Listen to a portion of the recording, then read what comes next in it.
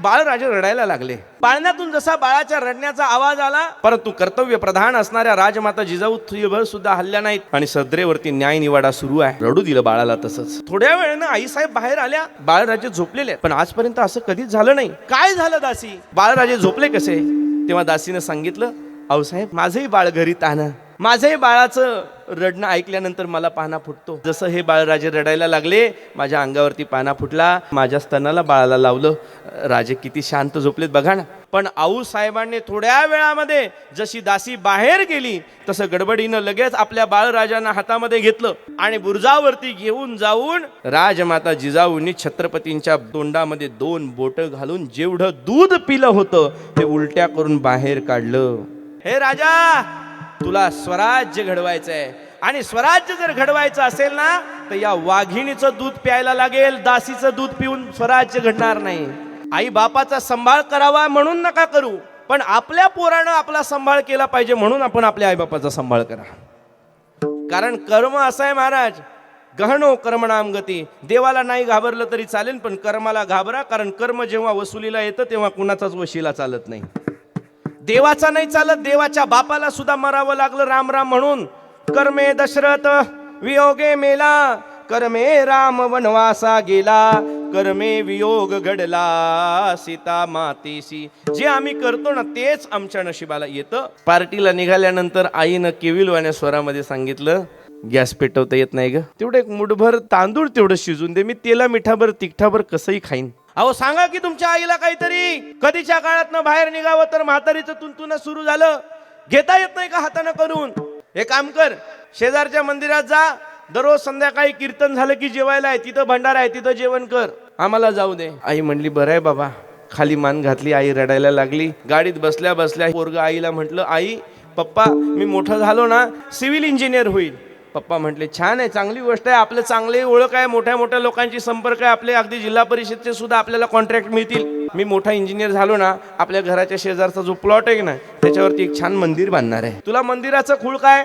नाही म्हटलं, मी आत्ताच बघितलं, भविष्य मला दिसायला लागलं, मी सुद्धा असंच कधीतरी बायको बरोबर ती फिरायला जाणार, तुम्ही म्हातारे झालेले असणार आणि तुम्ही जायच्या वेळेला काहीतरी भात शिजवायला सांगणार आणि मी लांब कुठंतरी मंदिरात तुम्हाला पाठवण्यापेक्षा शेजारीच मंदिर बांधून ठेवतो, म्हणजे दररोज भंडारा तिकडंच आपलं जेवत जा. जय जय राम कृष्ण हरी, जय जय राम.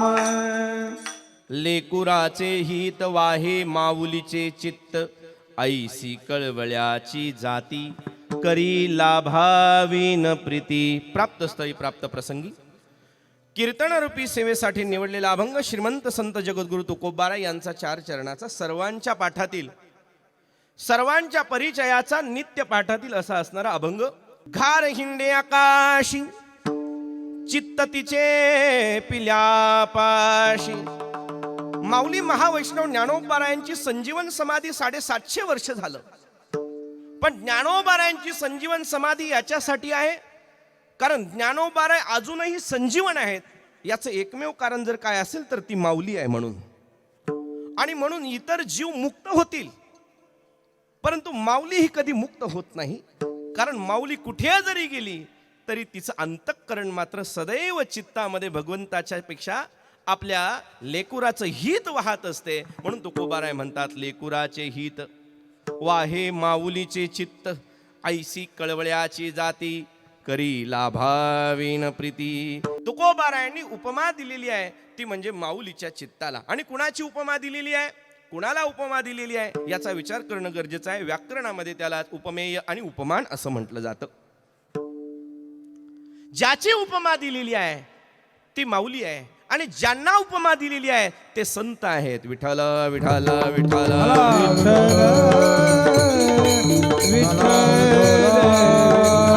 दृष्टांत आणि सिद्धांत याचा विचार करत असताना दृष्टांताच्या पाठीमागे जाऊ नये हा एक प्रघात आहे. आज कीर्तनामध्ये आम्ही काय सांगितलं याच्यापेक्षा कालच्या बुवांनी कीर्तनामध्ये काय सासू जावयाचा दृष्टांत सांगितला हो तेच आम्ही चवीचवीनं चघळत असतो. काय दारुड्याची टिंगल केली महाराजांनी, काय नक्कल केली हे आम्ही चवीनं चिघळत असतो. परंतु त्याच्या मागे त्यांना सांगायचा बोध काय हे पाहणं गरजेचं आहे. दृष्टांत आणि सिद्धांत हे 2 तत्व आहेत. याच्यामध्ये आपल्याला सिद्धांताकडे लक्ष द्यावं लागतं. कीर्तनामध्ये आम्ही सातत्याने हे सांगत असतो, श्रोते दोन प्रकारचे असतात. आदित्यजी, श्रोत्यांचे दोन प्रकार आहेत. कोणता? एक व्याघ्रमुखी श्रोता आणि दुसरा श्वानमुखी श्रोता.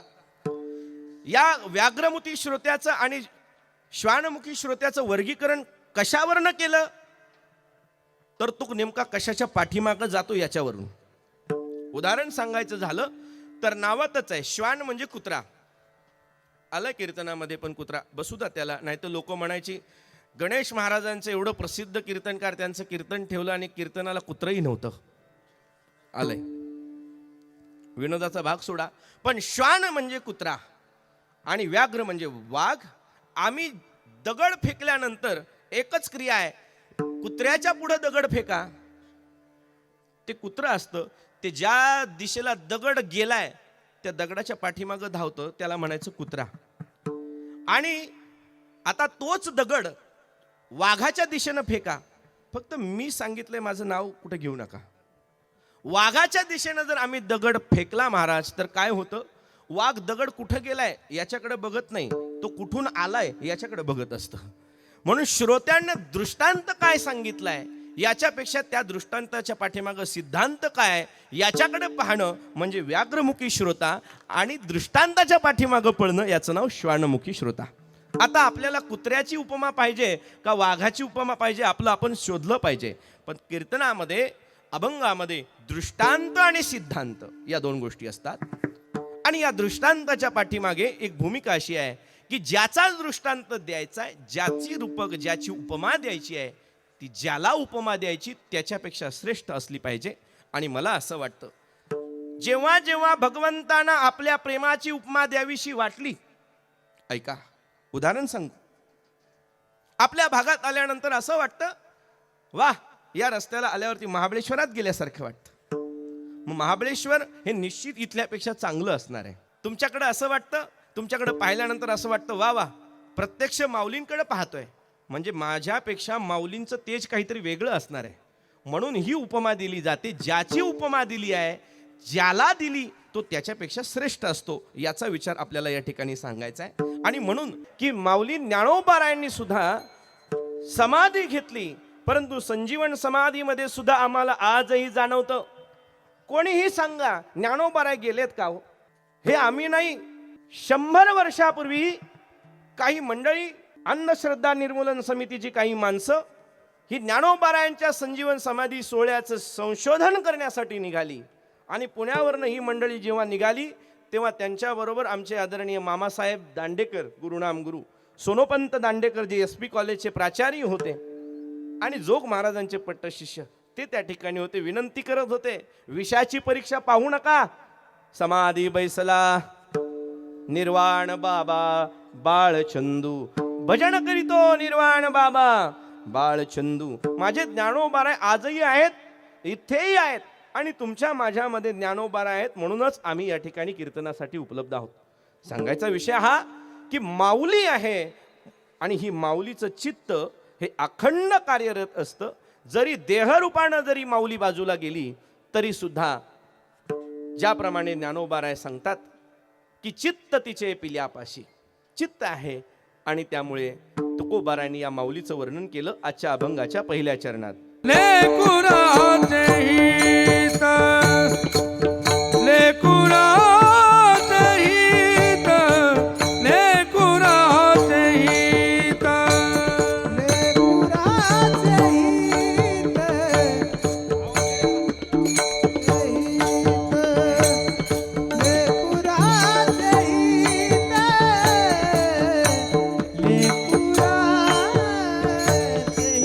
लेकुराचे हित, लेकुराचे हित, लेकुराचे हित, लेकुराचे हित, लेकुराचे हित, लेकुराचे हित, लेकुराचे हित, लेकुराचे हित. वाह वाह, क्या बात है. सोड रे. वाहे माऊलीचे चित्त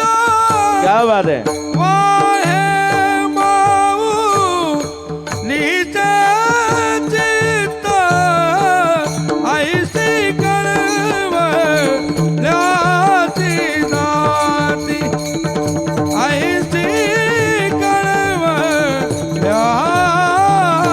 दाती.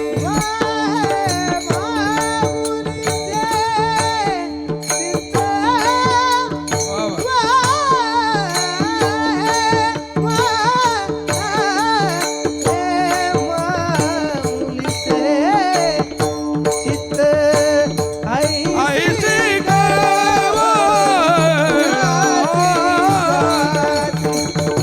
ऐसी कळवळ्याची दाती.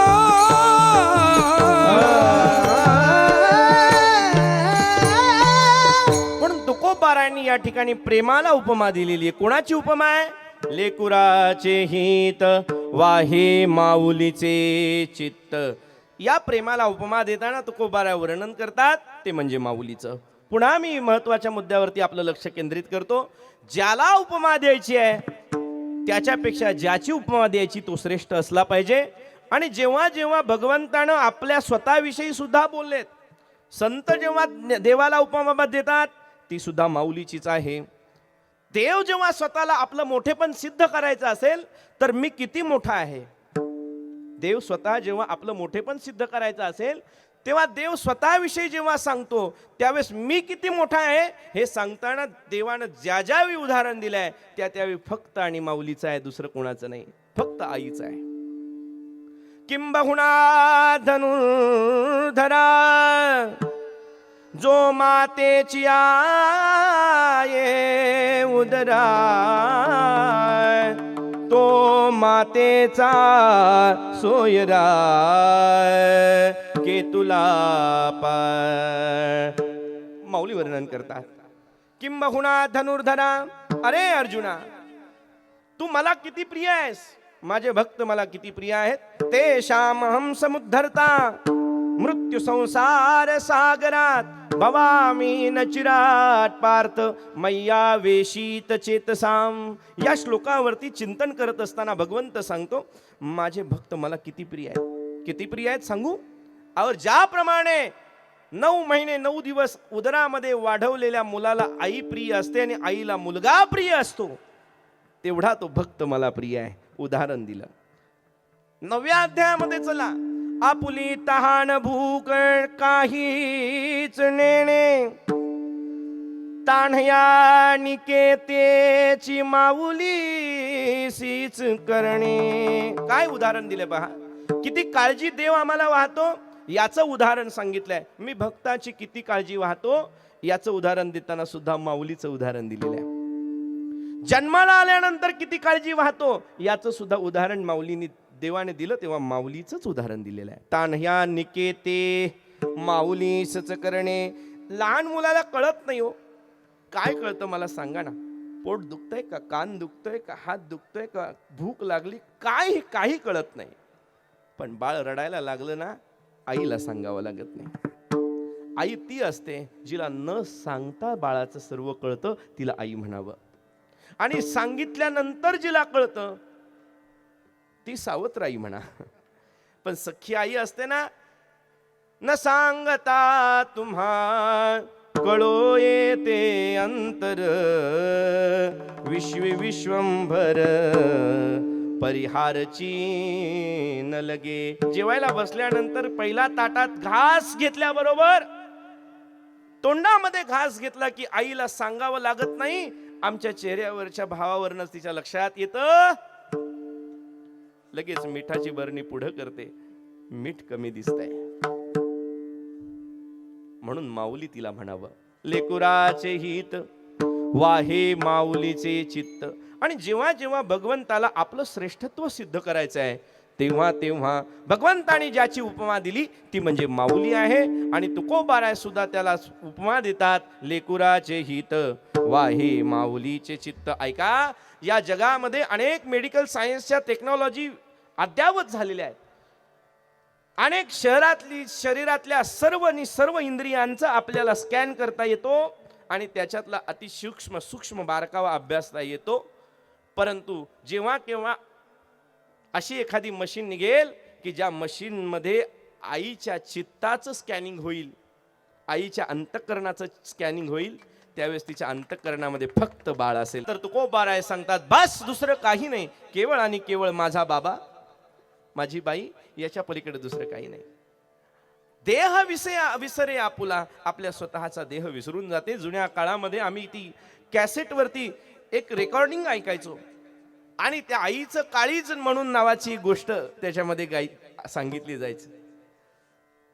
बायकोचं ऐकून आईचं काळीज कापून निघालेला मुलगा आणि आईचं काळीज घेऊन निघालेल्या मुलाला जेव्हा ठेस लागते तेव्हा ठेस लागून तडफडत तडफडत खाली पडलेल्या मुलाच्या हातातून जेव्हा ते काळीज खाली पडतं, पोरगा खाली पडल्यानंतर सुद्धा ते काळीज उडत उडत त्याची काळजी विचारते, बाळा पडलास लागलं तर नाही ना. अवघी बालकाचीच व्याप्ती, फक्त आणि फक्त दुसरं काही नाही. जिच्या चित्तामध्ये बाळकाची चित्ता असते ती म्हणजे माऊली, लेकुराचे हित. म्हणून संतांनी देवाला जेव्हा बोलवलं तेव्हा माऊली म्हणून, देवानं स्वतःला आपल्याला बोलवलं, स्वतः आपलं मोठेपण सिद्ध करण्यासाठी जेव्हा स्वतःला उपमा दिली तीही माऊली म्हणून. आणि तुकोबाराय सांगतात लेकुराचे हित वाहे माऊलीचे चित्त. काय पाहिजे असतं मला सांगा, दुसरं काही नको. अखंड आणि अखंड जिच्या चित्तामध्ये आपल्या बाळाची काळजी असते तिचं नाव माऊली आहे. आणि एकच वाक्य सांगतो आणि पुढे जातो. आपल्या जीवनातली सगळे गुन्हे जिथं माफ होतात ना, आपल्या जीवनातले सगळे गुन्हे जिथं बिनशर्त माफ होतात ना, ते एकमेव न्यायालय म्हणजे आई असते. पण एक गोष्ट लक्षात ठेवा, जीवनामध्ये कोणतीही गोष्टीची किंमत आम्हाला दोन वेळा असते. एक तर ती मिळत नाही तोपर्यंत, आणि दुसरी गोष्ट ती मिळून निघून गेल्यानंतर तेव्हा आम्हाला किंमत कळते. कवी यशवंत नावाचे एक सुंदर कवी आपली आई गेल्यानंतर कविता लिहितात. आई म्हणून कोणी आईस हाक मारी, आई आई आई म्हणून कोणी आईस हाक मारी, ती हाक येई कानी मज होय शोककारी.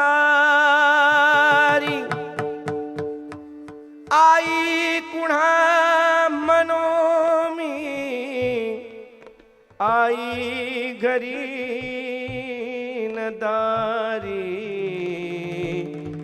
आई कुणा म्हणू मी, आई घरी दारी.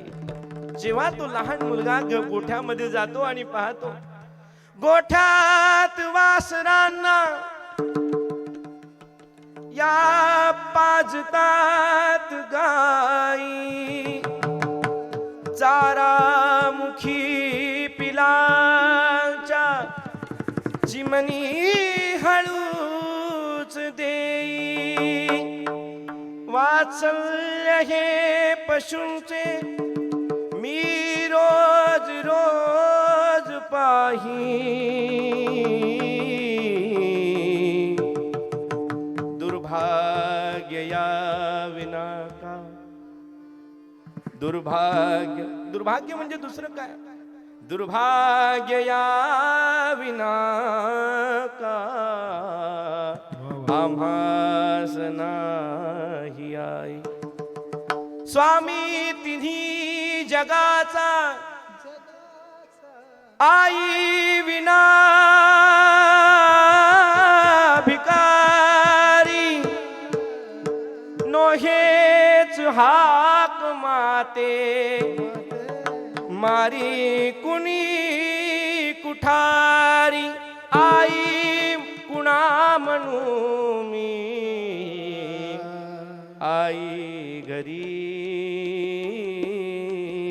नदारी.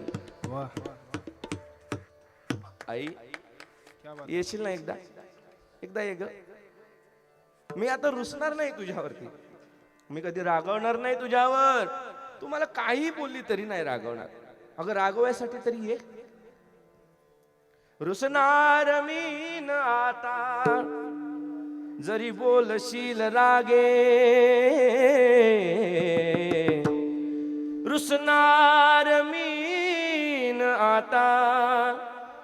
आई नाही रुसणार मी, तू रागाने बोलली तरी नाही रुसणार. रुसणार मीन आता जरी बोलशील रागे, रागावया तरी तू. आई येई वेगे, आई म्हणून कोणी आईस हाक मारी. आई कुन्हा म्हणू मी, आई घरी नदारी. लेकुराचे हित, लेकुराचे हित, लेकुराचे हित, लेकुराचे हित.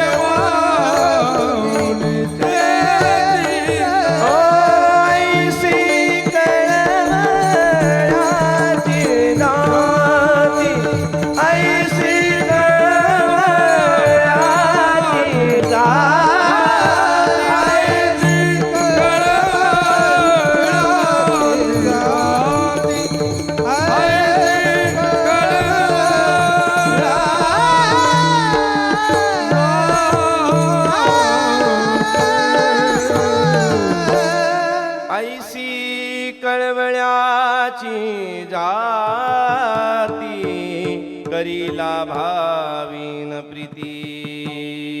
ठोबार कुमार हरी विठोबार कुमार, विठोबार कुमार, विठोबार कुमार, विठोबार कुमार कुमार, विठोबार कुमार. लेकुराचे हित वाहे माऊलीचे चित्त, ऐसी कळवळ्याची जाती करीला भावीन प्रीती. तुकोबाराय म्हणतात लेकुराचं छीत जिच्या अंतकरणामध्ये आहे ती माऊली आहे. आणि त्या माऊलीचं वर्णन, त्या माऊलीचा उपमा, माऊलीची असणारी दृष्टांत रूपी रूपक करून देवाचं संबोधन करतात, संतांचं संबोधन करतात. याचा अर्थ असा आहे, जगामध्ये दुसरीकडे जाण्याची गरज नाही. सकळ तीर्थांची येधुरी जी एका माता पितरी. आज माऊलीचं स्मरण आहे म्हणून मी सांगतोय, लक्षात ठेवा. दुर्दैव असं आहे की आज कितीतरी माऊली, कितीतरी आया, कितीतरी माता या वृद्धाश्रमामध्ये जातात. ज्या देशामध्ये मातृदेवो भव, ज्या देशामध्ये पितृदेवो भव, ज्या देशाची ही संस्कृती आहे त्या देशामध्ये वृद्धाश्रम काढावा लागणं याच्यासारखं दुर्दैव नाही. मी वृद्धाश्रमाच्या विरोधातला अशातला भाग नाही, पण वृद्धाश्रम काढावे लागतात याचं कारण कुठेतरी विचारात घेणं गरजेचं आहे. हो, कपाचा दांडा तुटल्यानंतर जसं एखादा कप आडगळीमध्ये फेकून द्यावा, तसं म्हातारी माणसं कामाची राहिली नाही म्हणून आम्ही वृद्धाश्रमामध्ये टाकून देतो. ज्या माऊलीनं आज आमच्या जीवनाला आकार दिलाय, वृद्धापकाळाच्या वेळेला तिला आपण आधार देणं गरजेचं आहे. पण एक लक्षात ठेवा, ज्या ज्या घरामध्ये आपल्या आई वडिलांचा सांभाळ करणारी मुलं असतात, त्याच घरामध्ये तुमचा सांभाळ करणारी मुलं तुम्हाला पाहायला मिळतील, अन्यथा होणार नाही. आई बापाचा सांभाळ करावा म्हणून नका करू, पण आपल्या पोरानं आपला सांभाळ केला पाहिजे म्हणून आपण आपल्या आई बापाचा सांभाळ करा. कारण कर्म असं आहे महाराज, गहनो कर्मणाम गती. देवाला नाही घाबरलं तरी चालेल, पण कर्माला घाबरा, कारण कर्म जेव्हा वसुलीला येतं तेव्हा कुणाचाच वशिला चालत नाही. देवाचा नाही चालत, देवाच्या बापाला सुद्धा मरावं लागलं राम राम म्हणून. कर्मे दशरथ वियोगे मेला, कर्मे राम वनवासा गेला, कर्मे वियोग घडला सीता मातेशी. जे आम्ही करतो ना तेच आमच्या नशिबाला येतं. केले कर्म झाले तेच भोगा आले, उपजले मेले ऐसे किती. तुकोबाराय सांगतात जे कर्म झालंय तेच आमच्या वाट्याला येतं, म्हणून कर्म कुणाला चुकत नाही. गहनो कर्मणाम गती. दृष्टांत सांगेल एक लक्षात ठेवा. सिद्धांत आहे आपल्याला आई वडिलांची सेवा का करावी याचं कारण की आपल्या मुलांना आपली सेवा करावी म्हणून, दुसरं काही नाही. पार्टीला निघाल्यानंतर आईनं केविलवाण्या स्वरामध्ये सांगितलं, गॅस पेटवता येत नाही ग, तेवढं एक मुठभर तांदूळ तेवढं शिजून दे, मी तेला मिठाभर तिखटाभर कसंही खाईन. आता मेकअप केलेला आहे, बाहेरून ब्युटी पार्लर मध्ये जाऊन आलेलं आहे, ते फेशियल बिशियल ग्लो बी हेअरस्टाईल वगैरे सगळं केलंय, साडी बिडी घातली, पण पार्टीला जाण्याच्या नादात आईच्या जेवणाची कुठं काळजी आहे. सासूबाई बसल्या तशाच. आता हे सगळं म्हटल्यानंतर आई पुन्हा बोलवल्यावरती मग मात्र राग आला. एवढा राग, अहो सांगा की तुमच्या आईला काहीतरी. कधीच्या काळात ना बाहेर निघावं तर म्हातारीचं तुंतुन सुरू झालं, घेता येत नाही का हाताने करून. बाळा गावाकडे असते तर केलं असतं रे, पण नाही मला गॅस पेटवता येत, तेवढं मुठभर तांदूळ तेवढं शिजून दे, सांग की तेवढं बायकोला. आता हा तरी काय सांगणार बायकोला, जय देव जय देव जय माझी बायको, तू जे म्हणेल ते मी ऐकू. श्रीचेनी छंदे नाचे माकड गारोडियाची जैशा परे. तोही आईला भडकायला लागला, आई कधीच्या काळात नंतर निघालो ना आम्ही बाहेर पार्टीला, कशाला तुला पाहिजे जेवायला. अरे बाळा पोटाला आग लागली रे, नाही करता एक स्वयंपाक. हे काम कर, मंदिरामध्ये सप्ताह चालू आहे, शेजारच्या मंदिरात जा, दररोज संध्याकाळी कीर्तन झालं की जेवायला आहे, तिथं भंडारा आहे, तिथं जेवण कर, आम्हाला जाऊ दे. आई म्हणली बरं आहे बाबा. खाली मान घातली, आई रडायला लागली. पोरग दोघं नवरा बायको गाडीत बसले, निघून चाललेत. गाडीत बसल्या बसल्या हे दोघं जण पुढे मागं मोबाईलवरती बघता बघता पोरग आईला म्हटलं, आई पप्पा मी मोठं झालो ना मी इंजिनियर होणार आहे. बाप म्हटला वा छान आहे, चांगली गोष्ट आहे, हो बाळा इंजिनियर हो. आई मी मोठा झालो ना सिव्हिल इंजिनियर होईल. पप्पा म्हटले छान आहे, चांगली गोष्ट आहे, आपलं चांगली ओळख आहे, मोठ्या मोठ्या लोकांची संपर्क आहे आपले, अगदी जिल्हा परिषदचे सुद्धा आपल्याला कॉन्ट्रॅक्ट मिळतील, काळजी करू नकोस, चांगले आपण गव्हर्नमेंट कॉन्ट्रॅक्ट घेऊ, मोठा सिव्हिल इंजिनियर हो. आई पप्पा मी मोठा इंजिनियर झालो ना आपल्या घराच्या शेजारचा जो प्लॉट आहे ना त्याच्यावरती एक छान मंदिर बांधणार आहे. आई म्हटली येड लागले का. पप्पा म्हटले अरे बाळा तो कमर्शियल प्लॉट आहे, तिथे छान छान दुकानं काढायची, चांगली कमर्शियल बिल्डिंग उभी करायची, तुला मंदिराचं खूळ काय.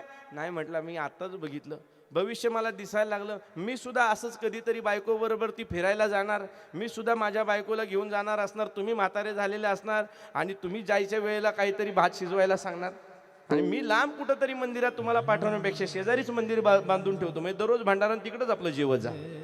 केले कर्म झाले, जैसी करनी वैसी भरनी, आज किया कल पाएगा, ओ गफलत के नींद में सोने वाले धोखा खाएगा, चढ़ता सूरज धीरे धीरे ढलता है ढल जाएगा, चढ़ता सूरज धीरे धीरे ढलता है ढल जाएगा, याद रख सिकंदर के हौसले जो खाली थे, जब गया था दुनिया से दोनों हाथ खाली थे, अब ना वो लड़ाकू है ना ही उसके हाथी है. बस कामापुरतं मला सांगायचंय, जैसी करणी वैसी भरणी, आज किया कल पाएगा. आणि म्हणून लेकुराचे हित वाहे माऊलीचे चित्त, ऐसी कळवळ्याची जाती करीला भाविन प्रीती. जीवनामध्ये आईचं स्थान. छत्रपती शिवाजी महाराज जे घडले ते फक्त आणि फक्त राजमाता जिजाऊ होत्या म्हणून. शिवबा हे स्वराज्य व्हावं ही स्त्रींची इच्छा, आणि ज्या माऊलीनं अखंड आपल्या मुलाला स्मशालीसारखं पेटवत ठेवलं आणि या जगामध्ये स्वराज्य सूर्य निर्माण केला, ती माऊली म्हणजे जिजाऊ माता आहे, लक्षात ठेवा. आणि आईचं काय कर्तव्य असतं पहा. छत्रपती शिवाजी महाराजांच्या बाबतीमध्ये एक वाक्य आठवणीने मला काल विषय मी एक मांडला. तात्या काल आम्ही नाट्यस्पर्धेमध्ये एक नाटक सादर केलं, त्याचं नाव होतं भक्ती शक्ती संगम, आणि त्याची विचार अभ्यासामध्ये आल्यानंतर असं लक्षात आलं, तुकोबाराय आणि छत्रपती शिवाजी महाराज यांची भेट ही जीवनामध्ये छत्रपती शिवाजी घडवणारा एक मार्गदर्शक प्रवास होता. याचं कारण असं आहे, 1000 वर्षापूर्वी एका राजाला तत्कालीन धर्मगुरूंनी दीक्षा दिली आणि त्या राजानं तलवार सोडली आणि युद्ध बंद केले. रक्तपात पाहिला आणि इथून पुढे रक्तपात करणार नाही, युद्ध करणार नाही वचन घेतलं आणि मी धर्माचा प्रचार प्रसार करत राहील. भगवं अंगाला गुंडाळलं आणि तो राजा आपला छात्र धर्म सोडून गेला आणि संन्यास धर्माचा स्वीकार केला. नाव आपल्याला सगळ्यांना माहिती आहे, नाव आहे सम्राट अशोक. पण आपल्या लक्षात असावं, जसं सम्राट अशोकाने शस्त्र सोडलं त्या काळापासून पुढे भारतामध्ये परकीय आक्रमण सुरू झाली आणि भारत पारतंत्र्यात गेला. तो 600 वर्ष आमच्या या भारतामध्ये आणि मराठी मातीमध्ये परकीय सत्ता होती. मुघलांची आक्रमण होती. विजापूरचा आदिलशाह होता, अहमदनगरचा निजामशाह होता, कुतुबशाह होता, दिल्लीचा मुघल बादशाह होता. आणि या सर्वांमध्ये छत्रपती शिवाजी महाराजांनी स्वराज्य निर्माण करत असताना जेव्हा तुकोबारायांची भेट झाली आणि कीर्तनाला आल्यानंतर तुकोबारायांचं कीर्तन ऐकलं, दिलेल्या नजराना तुकोबारायांनी परत पाठवलाय, हे जेव्हा छत्रपती शिवाजी महाराजांना कळालं तेव्हा छत्रपती शिवाजी महाराजांनी तुकोबारायांच्या चरणावरती लोटांगण घातलं आणि म्हणाले, महाराज आजपासून मी तुमचा टाळकरी, मला सुद्धा गळ्यामध्ये टाळ घालायचा आहे, मला सुद्धा तुमच्या बरोबर कीर्तन करायचं आहे. आणि मलाही वाटतं की बाहेरच्या शत्रूला जिंकण्यापेक्षा आतमधल्या विकारांना जिंकावं, काम क्रोध विकारांना जिंकून तुमच्यासारखं संत व्हावं आणि शस्त्राचे त्याग करून भवानी तलवार छत्रपतीने तुकोबारायांच्या चरणावरती ठेवली. पण तुकोबाराय ते तुकोबाराय होते, आमच्यासारखं नाही. एखादा राजा आमचा फॉलोअर होतोय म्हणजे केवढी गोष्ट आहे. पण तुकोबाराने एका वाक्यात सांगितलं, राजे कुळधर्म साधन, कुळधर्म ज्ञान, कुळधर्म पावन, तिन्ही लोक आगा स्वधर्मा पुला, जरी कू कठीण जाहला तरी तोची अनुष्ठीला बला जोगे. गळ्यामध्ये टाळ घेऊन भजन करणं हा आमचा धर्म आहे, परंतु हातामध्ये तलवार शस्त्र घेऊन जनतेचं रक्षण करणं आणि जनतेमध्ये हे राम राज्य निर्माण करणं हे तुमचं धर्म आहे. आणि म्हणून छत्र धर्माची शिकवण देणारे जगद्गुरु तुकोबाराय आहेत. जगद्गुरु तुकोबारायांनी पुन्हा हे स्वराज्य निर्माण करण्यासाठी छत्रपतींना जसं घडवलं तसं छत्रपतींना घडवणारी आदि माता आदिशक्ती म्हणजे जिजाऊ. काय माऊलीचं अंतःकरण असतं पहा. आई म्हणजे काय असते एका वाक्यात सांगतो. आपला मुलगा काय खातोय, आपला मुलगा काय पाहतोय, आपला मुलगा कुठे जातोय, आपला मुलगा कुणामध्ये वागतोय, हे सगळं पाहणं, हे सगळं लक्षात ठेवणं ही आपली जबाबदारी आहे. उगाच छत्रपती घडत नाहीत, त्याच्यासाठी खाणंही तसं असावं लागतं. व्यक्तीचे विचार आणि आचार घडवण्यासाठी आहार शुद्धो सत्व शुद्धी. आजकाल न्यूज चॅनलवरती आम्ही पाहतोय, एका महाशयाने सांगितलं की भगवान श्री रामचंद्र हे बहुजनांचे होते. अहो बहुजनांचेच होते, कारण देव हा बहुजनांचा आहे, दिनांचा कैवारी आहे. परंतु बहुजनांचा होता म्हणून त्याला पुरावा देताना हे पठ्ठे म्हणते ते शाकाहार नव्हते, मांसाहार करत होते. आणि याच्यावरनं तुम्ही ठरवणार का देव मांसाहार करत होते? अनंत वाचाळ बरळ ती बरळ, त्या कैसे गोपाळ पावे हरी. विषय हा आहे, आपण काय खातो याच्यावरनं विचार लक्षात ठेवा. चांगले विचार जीवनामध्ये येत असतील ना तर चांगला आहार असला पाहिजे. आहार शुद्धो सत्व शुद्धी. सदरेवरती कामकाज सुरू आहे आणि बाळराजे रडायला लागले. पाळण्यातून जसा बाळाच्या रडण्याचा आवाज आला, परंतु कर्तव्य प्रधान असणाऱ्या राजमाता जिजाऊ थुईभर सुद्धा हल्ल्या नाहीत. बाळ रडतंय आणि सदरेवरती न्याय निवाडा सुरू आहे. कानावरती आवाज पडला, रडू दिलं बाळाला तसंच. थोड्या वेळानं आईसाहेब बाहेर आल्या तेव्हा बाळराजे झोपलेले आहेत. पण आजपर्यंत असं कधीच झालं नाही की माझा बाळ मला माझ्या अंगावरती पिल्याशिवाय शांत झोपी गेलाय, असं कधी होणार नाही. काय झालं दासी, बाळराजे झोपले कसे? तेव्हा दासीनं सांगितलं, आऊसाहेब माझंही बाळ घरी तान्ह, माझंही बाळाचं रडणं ऐकल्यानंतर मला पाहणा फुटतो. अंगावरती पिणारं बाळ जसं हे बाळराजे रडायला लागले, माझ्या अंगावरती पाना फुटला आणि मी माझ्या पाण्याला माझ्या स्तनाला बाळाला लावलं. राजे किती शांत झोपलेत बघा ना. दूध पिलं आणि गपगार झोपी गेले. आऊसाहेब तिला काही म्हटले नाहीत. थोड्या वेळानं कामाच्या निमित्तानं तिला बाहेर काढून दिलं. पण आऊसाहेबांनी थोड्या वेळामध्ये जशी दासी बाहेर गेली तसं गडबडीनं लगेच आपल्या बाळराजांना हातामध्ये घेतलं. हातामध्ये घेऊन पाळण्यातून बाहेर काढलं आणि बुरुजावरती घेऊन जाऊन राजमाता जिजाऊंनी छत्रपतींच्या तोंडामध्ये 2 बोट घालून जेवढं दूध पिलं होतं ते उलट्या करून बाहेर काढलं. आणि छत्रपती शिवाजी महाराजांची जी घडवणारी राजमाता आहे तिचे उद्गार आहेत, हे राजा, तुला स्वराज्य घडवायचं आहे आणि स्वराज्य जर घडवायचं असेल ना तर या वाघिणीचं दूध प्यायला लागेल. दासीचं दूध पिऊन स्वराज्य घडणार नाही. गुलामगिरीतून तुला जर मुक्त करायचं असेल तर वाघिणीचं दूध प्यावं लागेल. सांगत होतो यासाठी, आई याच्यासाठी असते तिनं घडवावं मुलांना. आमचे विनायकरावजी असतील, त्यांचे बंधू असतील, काय जीवनामध्ये आदर्श निर्माण केला. बस महाराज, दुसरी काही इच्छा नाही. माझ्या आईचं वर्षश्राद्ध अशा पद्धतीने व्हावं, तिची इच्छा होती. घर सुंदर बांधलंय. काय जीवन असतं बघा. आणि नावच सुनीती आहे ना, नाव फारच महत्वाचं असतं. एक लक्षात ठेवा, सुनीती नावाचा इतिहास आपल्या सगळ्यांना माहिती आहे. उत्तानपाद इतिहासामधल्या प्रत्येक आपल्या पुराणातल्या कथा गोष्टींमध्ये एक मर्म साधलेलं आहे. उत्तानपाद नावच त्याचं उत्तानपाद. आपल्या भाषेत सांगू का? उत्तानपाद, पाद म्हणजे पाय आणि उत्तान म्हणजे बुलथे. कळतंय का? आपण त्याला म्हणतो पालथ्या पायाचं. लक्षात आहे ना? त्या उत्तानपाद राजाच्या 2 बायका. कोणत्या 2 सांगा? पहिली सुरुची आणि दुसरी सुनीती. जी सुरुची आहे, माऊली रुची इथं असते ना, याच्या पाठीमागं जे जाणार त्याचं भलं नाही होणार. पण सुनीतीच्या पाठीमागं जाईल, तिचा ध्रुव येणार आणि तो अढळ पदावरती बसणार. हे त्याचं कर्तव्य आहे. म्हणून माता कोण आहे याच्यावरनं कळतं या माऊलीचं चित्त काय आहे. ही अभंगाच्या माध्यमातून तुकोबाराय सांगतात. लेकुराचे हित वाहे माऊलीचे चित्त, ऐसी कळवळ्याची जाती करी लाभाविन प्रीती. जगातला सर्वात श्रीमंत माणूस कोण आहे? ज्याच्याकडे खूप बंगला, गाडी, घोडे, नोकर, चाकर, हे ज्याच्याकडे आहे तो श्रीमंत असेल नसेल याची तुलना तुम्ही करा. पण आज समाजामध्ये माझ्या दृष्टीने श्रीमंत कोण? तर ज्याची मुलं निर्व्यसनी आणि ज्याची मुलं सदाचार संपन्न आहे. जगातला सर्वात श्रीमंत माणूस तो आहे. आणि जगातला सर्वात फाटका माणूस तो आहे ज्याची मुलं दुराचारी आहेत, ज्याची मुलं व्यसनी आहेत. आणि म्हणून ऐसा पुत्र देगा गुंडा, ज्याचा तिन्ही लोकी झेंडा. आणि म्हणून माऊलीचं स्मरण केलंय खरं, पण त्या माऊलीचं प्रत्यक्ष दर्शन आम्हाला नाही. मग महाराज तुम्हाला कसं कळालं हो?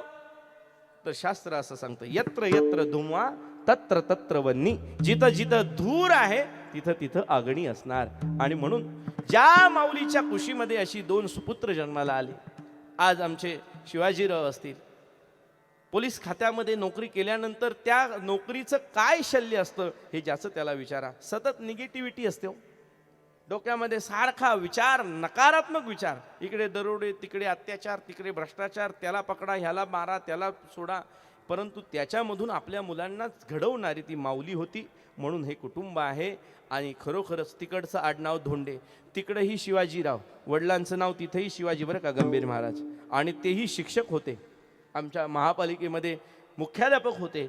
आणि शिक्षक असल्यामुळं आपल्या जीवनामध्ये एक आदर्श घडून आपल्या वडिलांचा आदर्श तोच आपल्या मुलांपर्यंत पोचवणं हे ज्या माऊलीनं घडवलं.